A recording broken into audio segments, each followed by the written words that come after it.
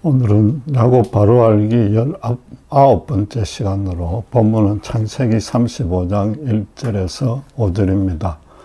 34장 전체도 함께 살펴볼 테니까 일단 펴놓고 본문에 따라 잘 따라와 주시기 바랍니다. 창세기 35장 1절에서 5절 제가 봉독하겠습니다. 하나님이 야곱에게 이르시되 일어나 베델로 올라가서 거기 거주하여 내가 내 형 에서의 낯을 피하여 도망하던 때에 내게 나타났던 하나님께 거기서 제단을 쌓으라 하신지라. 야곱이 이에 자기 집안 사람과 자기와 함께한 모든 자에게 이르되 너희 중에 있는 이방 신상들을 버리고 자신을 정결하게 하고 너희들의 의복을 바꾸어 입어라. 우리가 일어나 베델로 올라가자. 내 한낱날에 내게 응답하시며 내가 가는 길에서 나와 함께 하신 하나님께 내가 거기서 제단을 쌓으려 하노라 하며 그들이 자기 손에 있는 모든 이방 신상들과 자기 귀에 있는 귀고리들을 야곱에게 주는지라. 야곱이 그것들을 세겜 근처 상수리 나무 아래 묻고 그들이 떠났으나 하나님이 그 사면 거울들로 크게 두려워하게 하셨으므로 야곱의 아들들을 추격하는 자가 없었더라. 야곱은 야복강 강가에서 하나님과 밤새 실험하여서 하나님과 사람들과 겨루 이겼다는 뜻으로 이스라엘이라는 새 이름을 얻었습니다. 그 후 형 에서와 완전히 하야한 후에 가나안에서 새로운 삶을 시작했습니다. 본문은 야곱이 여호와의 지시를 받고서 베델로 올라가서 제단을 쌓고 예배를 드리는 내용입니다. 단순히 자신들의 믿음의 결단과 헌신을 새롭게 하는 정도가 아니고 가문 전체가 영적으로 성결해지게 되는 종교 개혁적인 예배였습니다. 2절에 야곱이 집안 사람과 자기와 함께 모든 자들에게 이방 신상을 버리라고 했습니다. 야곱이 가장 사랑했던 라헬부터 아비 집에서 드라빔을 갖고 왔습니다. 야곱이 또 부자가 되어서 하란에서 그 우상숭배 땅에서 얻게 된 노비들도 신상들을 모시고 있었을 것입니다. 귀고리까지 버리도록 한 이유는 당시에는 그런 장신구에도 우상이나 그 상징들을 새겨 놓았기 때문입니다. 야곱이 예삼촌 라반의 집을 떠나겠다고 통보한 것은 요셉을 낳은 직후였습니다. 그러나 우리가 배웠다시피 라반의 간청에 못 이겨서 6년을 더 봉사했으니까 가나안으로 돌아올 때는 요셉의 나이가 6, 7세였습니다. 그리고 요셉이 꿈으로 인해서 형들에게 미움을 받은 것은 본문 사건 이후의 일로 요셉의 나이가 17세라고 창세기 37장 2절이 말하고 있습니다. 따라서 이 본문의 제사는 야곱이 가나안으로 돌아온 후에 약 10년 정도가 흐른 후입니다. 그럼 야곱이 그 10년 동안에 여호와에게 한 번도 제사를 안 드렸다는 것은 아닙니다. 그렇다면 야곱은 이스라엘의 선조가 될 자격도 없고 또 그런 자를 하나님이 선조로 세울 리도 없습니다. 가나안에 우선 세겜 땅으로 돌아왔는데 거기에 정착한 후에 곧바로 단을 쌓고 베델에서 꿈에 나타나서 하나님이 당신의 약속대로 무사하게 고향으로 돌아해 주신 은혜에 대해서 예배를 드렸습니다. 그게 창세기 33장 20절에 기록이 되어 있습니다. 그렇다면은 하나님은 왜 10년 정도 만에 새삼스럽게 야곱 집안의 종교 개혁을 일으키게 했는지, 그럼 또 야곱은 왜 그동안에 자기 식솔들이 우상 숭배를 하는데도 아무런 조치를 안 취했는지 좀 의아스럽습니다. 우선 틀림없이 그 야곱은 수많은 가족들을 돌보고 내 아내들의 시기 질투에 휩싸여 가지고 도무지 아마 정신을 차리지 못했을 겁니다. 거기다가 가나안으로 돌아왔을 때 이 12명의 자녀들의 나이는 약 14살에서 6살까지, 6, 7살까지로 지금 한창 문제가 많은 사춘기 시절이었습니다. 말하자면 가족들에게 여호와 신앙을 온전하게 지도하고 양육할 여유가 없었던 겁니다. 물론 구체적으로는 어떤 사정이었는지 알 수 없지만은 어쨌든 집안에 우상 숭배용 물건이 남아 있었다는 것은 분명히 여호와의 장자인 야곱의 잘못입니다.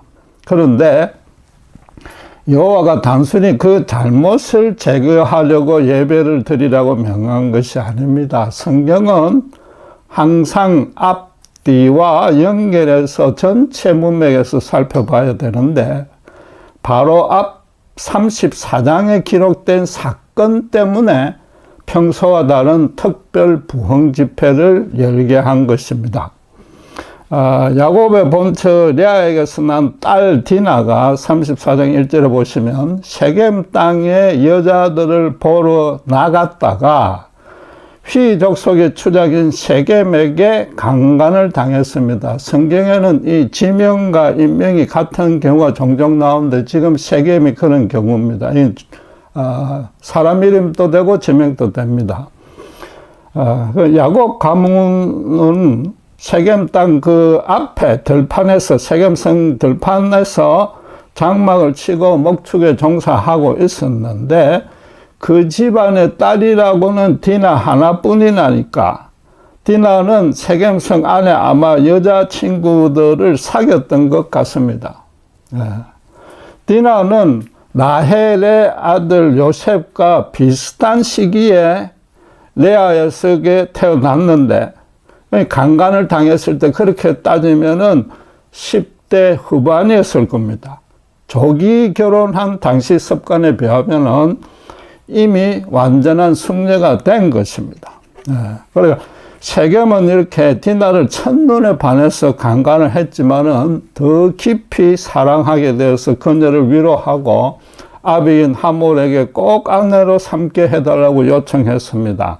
세겜의 아비 하몰이 야곱에게 찾아와서 예물은 달라는 대로 다 줄 테니까 서로 혼약을 맺자고 제안했습니다. 그 후로도 우리 집안끼리 서로 통혼하고 결혼을 서로 하고 그 세겜 땅을 너희들 기업으로 삼고 사이좋게 지내면은 서로에게 이익이 될 것이라고 설득을 했습니다. 여동생이 추행당했다는 소식을 들은 야곱의 아들들은 세겜이 이스라엘에게 행치 못할 부끄러운 일을 저질렀다고 크게 화를 냈습니다. 그러면서 할례 받지 아니한 사람에게는 우리 누이를 줄 수 없으니까 너희 모든 남자가 할례를 받으면 누이를 세겜의 아내로 주고 또 너희와도 통혼하며 지내겠다고 역으로 제안을 했습니다. 원하는 대로 줄 수 있다는 결혼 예물은 요구하지 않고 단순히 할례만 거행하라고 했습니다. 서로 종교가 달라서 결혼시킬 수 없으니까 너희가 우리 종교로 개종하라는 것입니다. 그러면은 34장 16절에 우리와 같이 서로 한민족이 될 수 있을 것이라고 말했습니다. 야곱의 아들들의 말을 들은 세겜의 모든 남자들은 기꺼이 할례를 받았습니다. 통상적으로 이게 회복되려면은 일주일은 걸리는데 34장 25절에 3일째 되는 날에 이틀만 지나고 나서 아직 그동도 불편한 그들 틈을 타서 디나의 친오빠인 레아에게서 난 오빠인 시몬과 레이가 기습해서 몰살시켜 버렸습니다. 그리고 그곳에 모든 가축대와 그 자녀와 아내들을 사로잡아 오고 재물까지 약탈해 왔습니다. 여러분, 이 사건은 이 거룩한 종교의 경전에는 도저히 기록해서는 안 될 것 같은 참으로 비겁하고 추악하고 잔인한 사건이었습니다. 만약 성경이 어떤 인간 생각자들이 깨달은 도덕적이고 종교적인 아주 경건한 진리나 계명이었다면 이건 도무지 포함될 수 없는 이야기입니다. 그런데도 성경은 이 사건의 전말을 자세히 기록하고 있는데 이건 지어낸 것이 아니라 실제로 일어났던 사건이기 때문입니다. 이런 삼류 막장 드라마 같은 내용이 버젓이 기록되어 있다는 점에서 성경은 살아 역사하는 하나님의 말씀인 겁니다. 알다시피 우리가 성경을 보면 우리 모두가 솔직히 좀 예면하고 부인하고 싶을 정도로 그런 비참한 인간의 영적 실상들이 적나라하게 드러나고 있습니다. 하나님을 온전히 믿고 따르지 않으면 사람이 어디까지 비겁하고 추악하며 잔인해지는지 그 실제 일어난 사건을 통해서 성경 독자들은 정확히 깨달으라는 겁니다. 하나님이 야곱과 그 후손을 당신의 언약 백성으로 삼아주신 이에다가 이스라엘이라는 그 사람이 받을 수 없는 그런 고귀하고도 영광스러운 이름까지 지어주었는데도 인간의 수준은 그 정도밖에 안 된다는 뜻입니다. 한마디로 말해서 성경을 읽는 독자들에게, 오늘날 신자들에게 너희의 지금 모습도 바로 그렇다고 지금 선언하는 셈입니다. 세겜 족장 하물이 야곱에게 예물은 달라는 대로 주겠다고 제안했고 또 할례를 하라는 그 역제안에 순순히 응했지만 사실은 엄중한 속내를 숨기고 있었습니다. 34장 23절에 보면 야곱 가문이 통혼하고 자기들 땅에 함께 거하게 되면은 결국에 가서는 그들 재산이 자신들의 소유가 될 것이라고 계산했습니다. 야곱 가문의 숫자가 적기 때문인 거죠.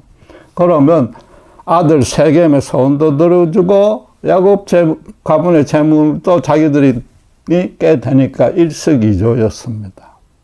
하나님을 모르는 그들로서는 평소에 살아가던 방식 그대로 야곱 가문의 재물을 취하려고 아주 그 영악한 술수를 동원한 겁니다. 그러나 그들의 결정적인 실수는 야곱의 아들들이 중도에 기습할 것이라고는 꿈도 꾸지 못했다는 겁니다.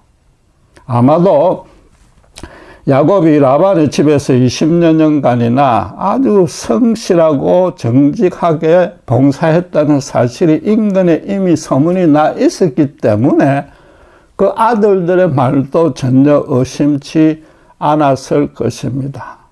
더 중요하게는 예물을 전혀 요구하지 않았으니까 야곱 아들들이 자기들 머리 꼭지에 있다는 것은 생각지도 못하고 아주 순진하다고 얕봤던 겁니다.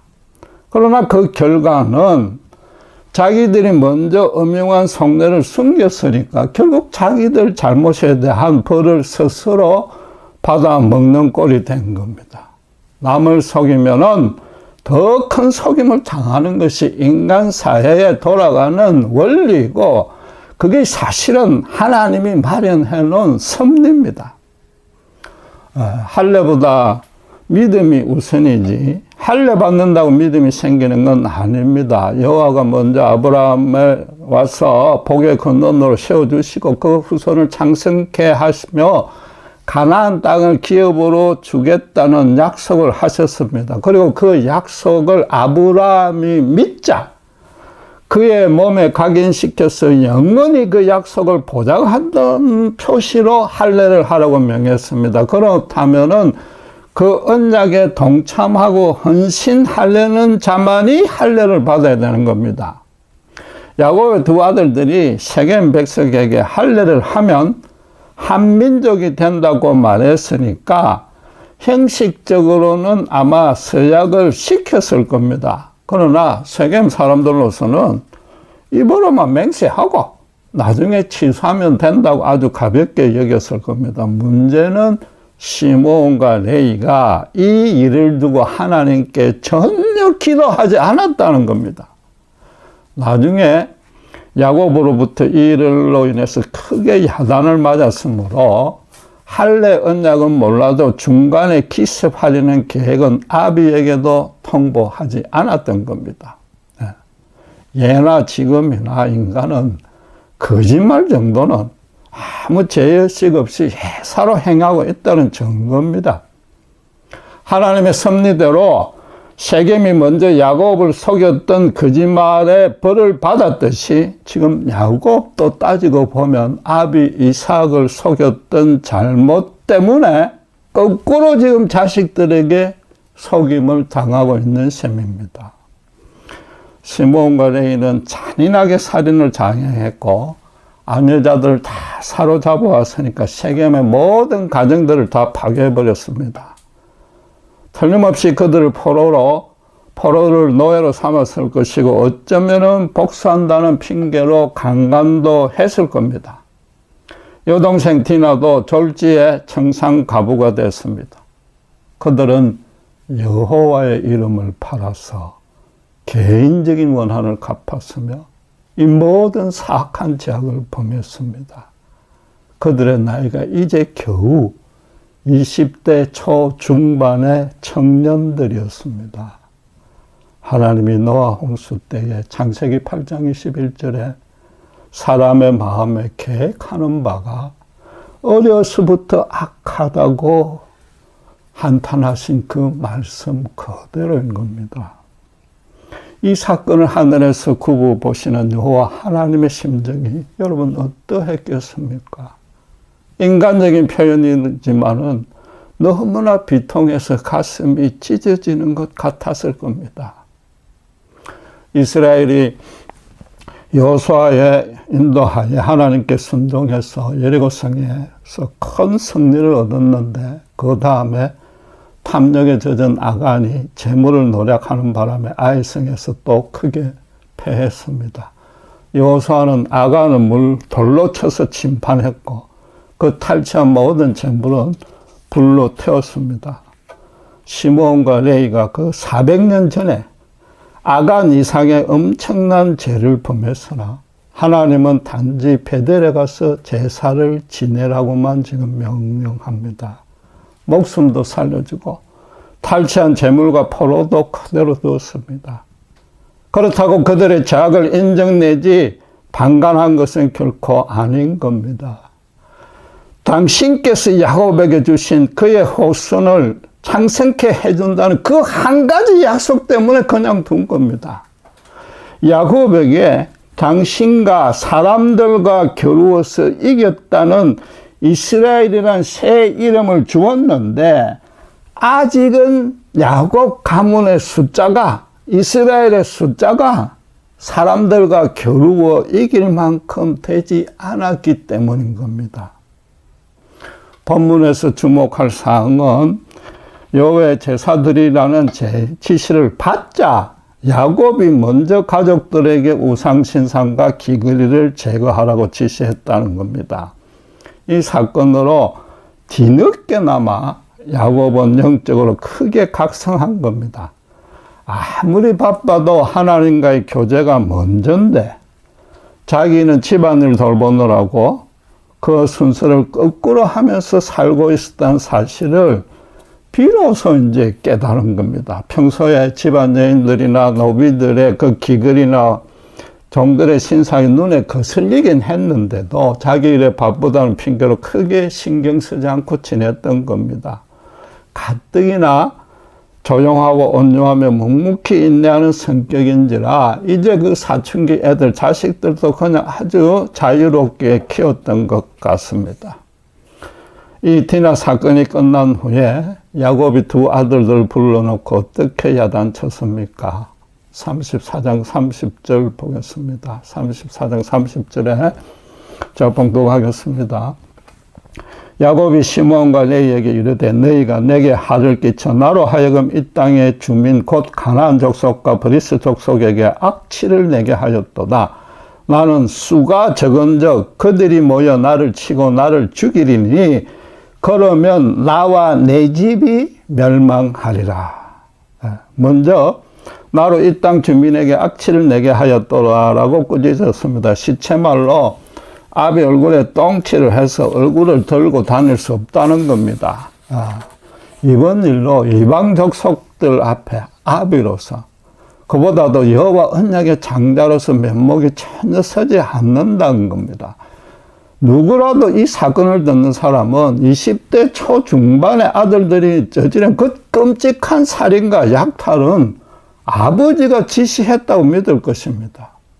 설령 자식들이 스스로 했다고 변명을 해도 그런 죄악을 방조한 그 잘못은 면할 길이 없는 겁니다.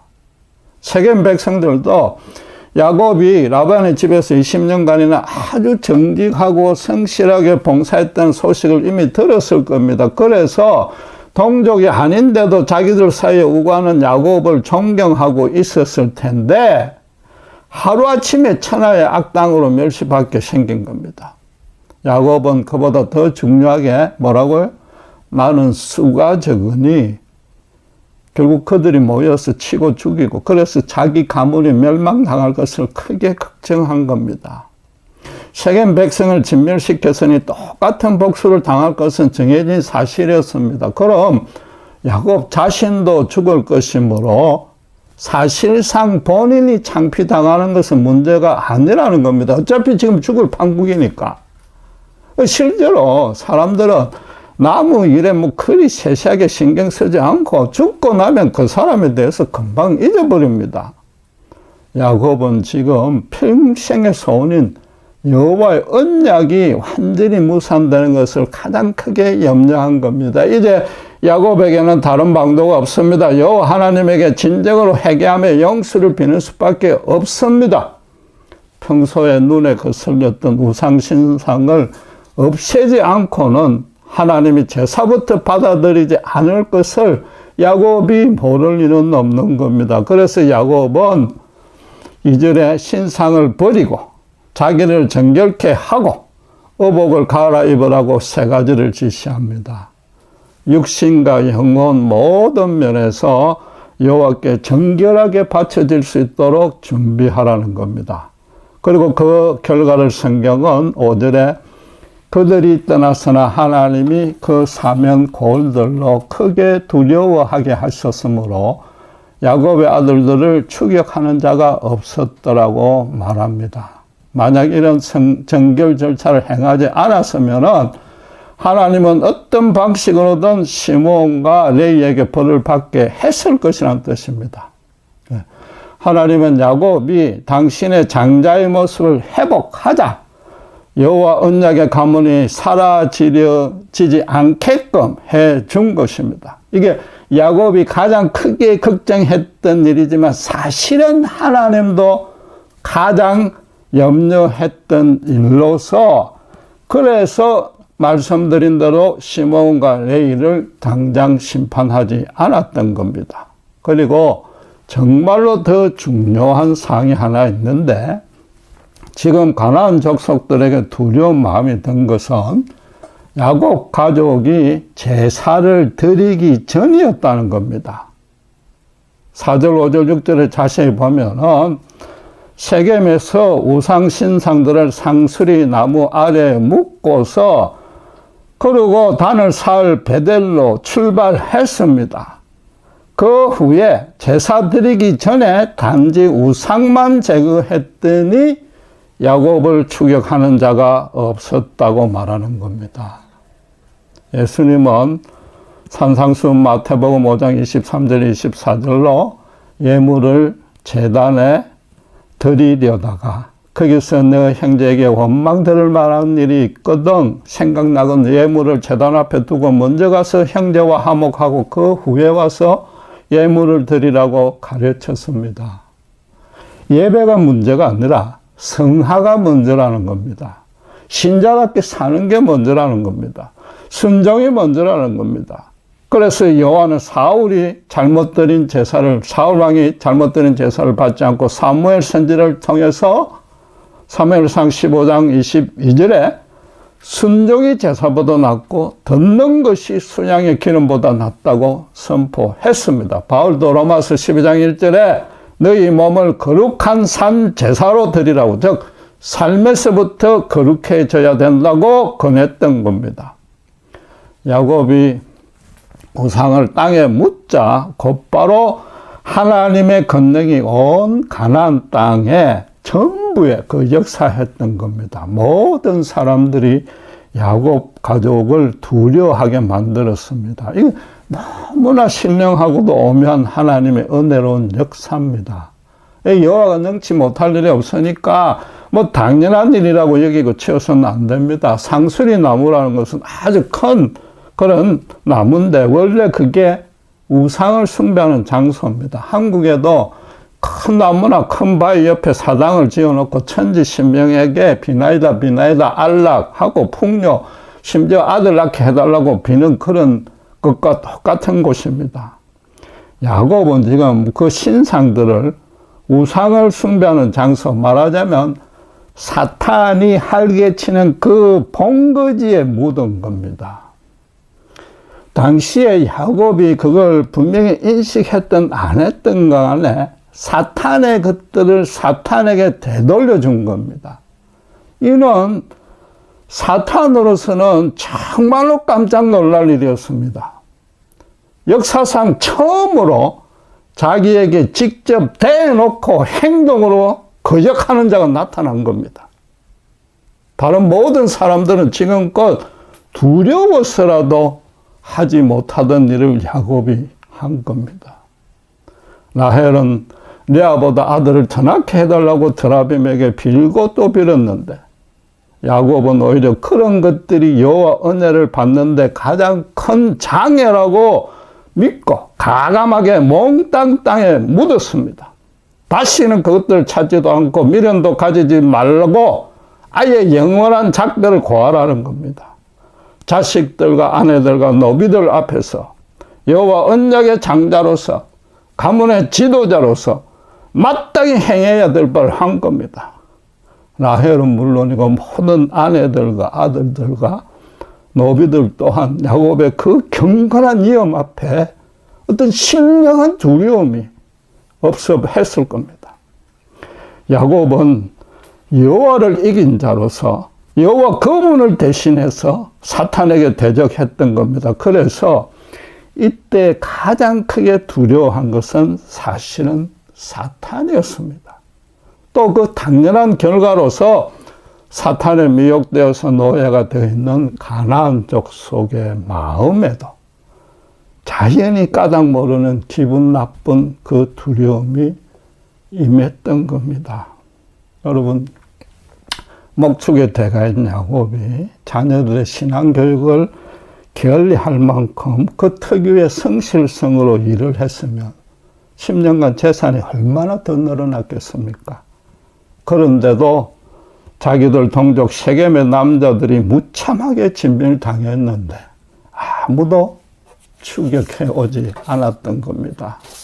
여러분, 알다시피 바울이 2차 선교 여행 중에 에베소에서 여러 가지 이적을 일으켰고 심지어 바울의 손수건이나 앞치마를 가져다가 병든 사람에게 얹어도 병이 낫고 악기가 떠났습니다. 사도행전 19장에 보면은 그런 제사장 스게와야의 7 아들들도 귀신 들린 자들에게 바울이 전파하는 예수를 빙자해서 쫓아내려고 시도했습니다. 그러나 오히려 귀신들이 예수와 바울은 내가 알지만 너희는 누구냐 하며 덤벼들자 혼비백산 해가지고 벗은 몸으로 도망치기 바빴습니다.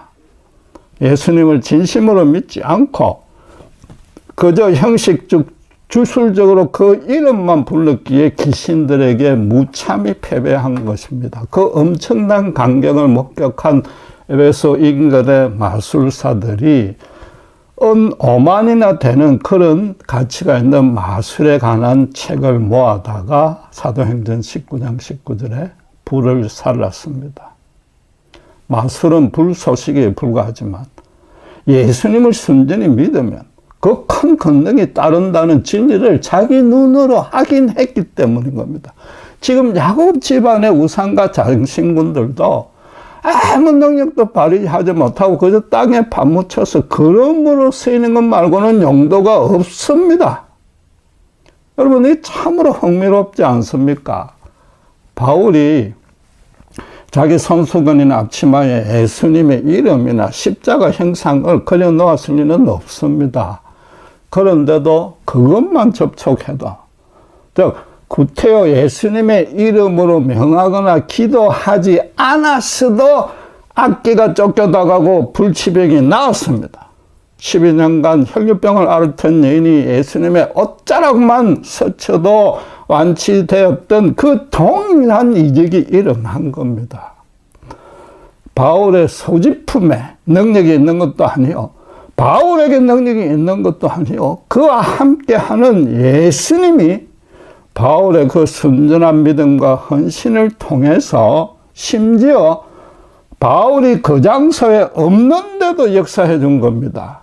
지금 본문도 야곱이 성경례를 그냥 진행하고 있는 사이에 야곱은 전혀 모르는데도 그 인근에 멀리 있는 족속, 가나안 족속들에게 여호와의 권능이 크게 임한 겁니다. 우상신상과 장신구를 버려야 하는 야곱의 식솔들의 처지에서는 처음에 많이 두려워했을 겁니다. 그동안에 어쨌든 우상이 자기 인생에 도움이 되는 것 같고 최소한 큰 재앙 없이 지낸 것이 그 덕인 줄 믿었을 겁니다. 특별히 야곱을 따라온 노비들은 이런 인자하고 온유한 부자 밑에서 일하며 편하게 지내던 것이 다 그 우상 덕분이라고 여겼을 텐데 지금 그걸 다 버리라고 합니다. 혹시 앞으로 큰 불행이 생기지 않을까, 그 신으로부터 벌을 받지 않을까 염려되어서 아마 많이 망설였을 겁니다. 실제로 지금도 어떤 집안에서 예수를 처음으로 영접하고 교회 출석하려고 하면 그 어른들이 자기 집안에 큰 우환이 생기니까 제발 나가지 말라고 말리고 있습니다. 어쨌든 이 노비들은 주인 야곱이 단호하게 명령하니까 따를 수밖에 없었고 베델로 올라가서 함께 여호와께 제사를 드렸습니다. 그런데 그 제사는 하란의 우상 숭배와는 전혀 차원이 다른 예배였습니다. 산의 진미와 음주 가문은 물론이고 무엇보다도 엄난한 의식이 따르지 않았습니다. 기이하거나 거대한 신상도 없고 화려하고 거창한 제사 의식도 없습니다. 오직 양을 잡아서 제단 위에 피를 뿌리며 진정으로 회개하고 여호와께 용서를 구하며 그분께 감사하고 경배하고 기도하는 것이 전부였습니다. 그런데도 이상하게도 지금껏 경험해 보지 못한 평강과 기쁨이 자기들 심령에 충만해짐을 느꼈을 겁니다. 사실은 우상을 땅에 파묻을 때부터 이 노비들에게도 까닭 모를 두려움이나 억눌림이 깨끗이 사라지고 아주 평온해졌을 것입니다.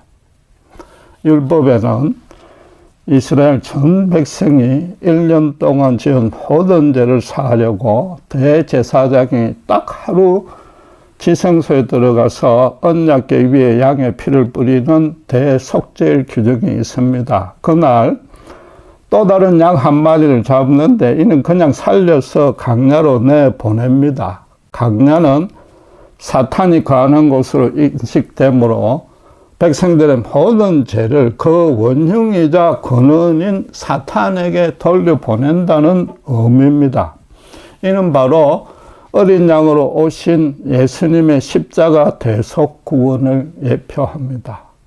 야곱도 집안의 우상 관련 물건 전부를 상수리 나무 아물에 묻어서 그 모든 죄를 사탄에게 돌려보냈습니다. 내용적으로는 예수님의 십자가 대속 구원에 지금 참여한 겁니다. 살펴본 대로 세겜 사람이나 야곱 아들이나 그 죄의 질이나 향해서 사실상 똑같습니다.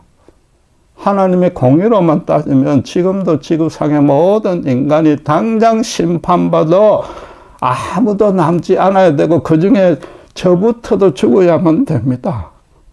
야곱도 잠시 하나님과 교제가 등한해졌더니 너무나도 참혹하고 잔인한 죄악을 언약의 후손인 자기 아들들에 의해서 저질러졌습니다. 예수님이 십자가에서 피를 뿌려 우리의 죄를 대속해준 골고다 제사에 체험적으로 동참하지 않고는 인간답게 살아갈 수 있는 길은 하나도 없습니다. 예수님의 십자가 구원은 정말로 모든 세대의 모든 인간이 반드시 알아야 될 100% 온전한 진리이자 반드시 소지해야 될 100% 완전한 생명입니다. 예수님의 십자가 긍휼에 힘입지 않으면 인간은 언제 어디서나 곧바로 추하고 악해질 뿐입니다. 예수 십자가 구원에는 죽을 수밖에 없는 죄인에게 천국 영생을 선물로 주시는 그런 은혜만 있는 것이 아닙니다. 주님의 보혈의 공로를 덧입을 때 우리도 본문의 야곱처럼 종교개혁적인 예배에 동참한 것입니다.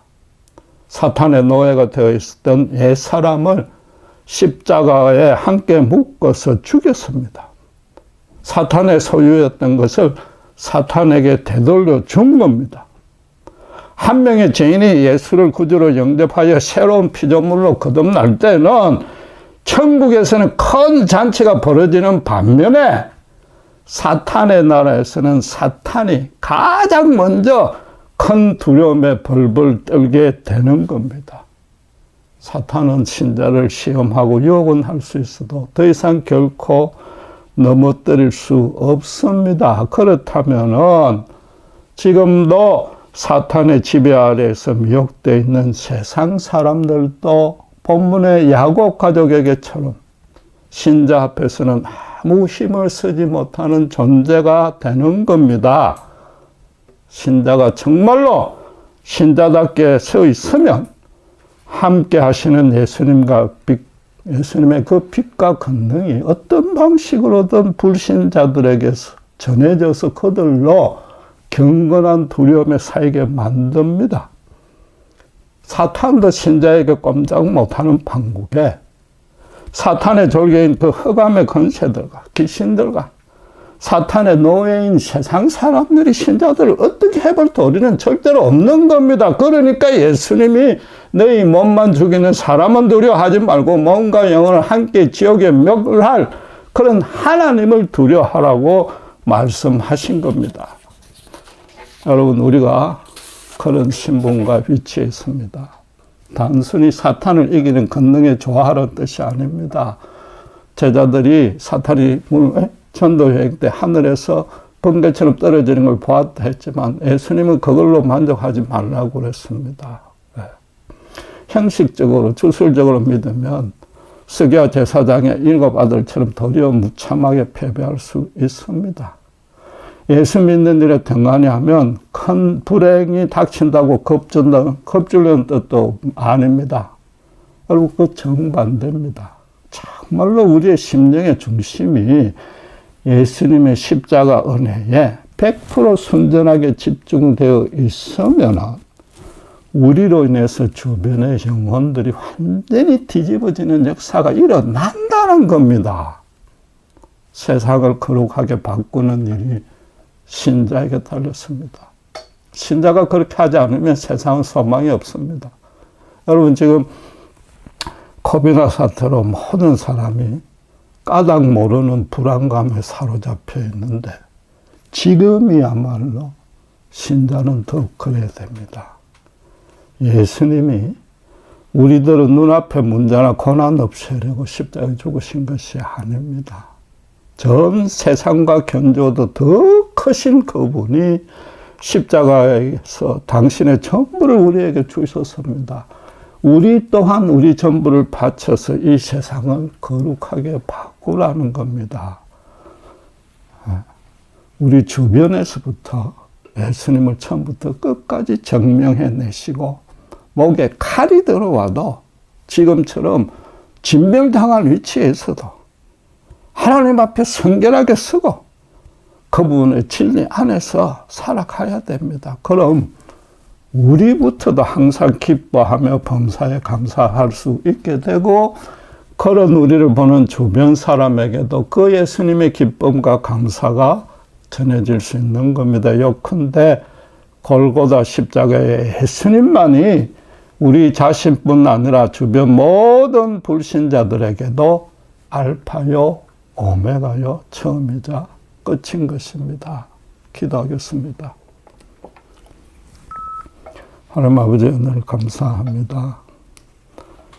야곱이 모든 우상 물건들을 상수리 나무 아래에 묻은 것은 참으로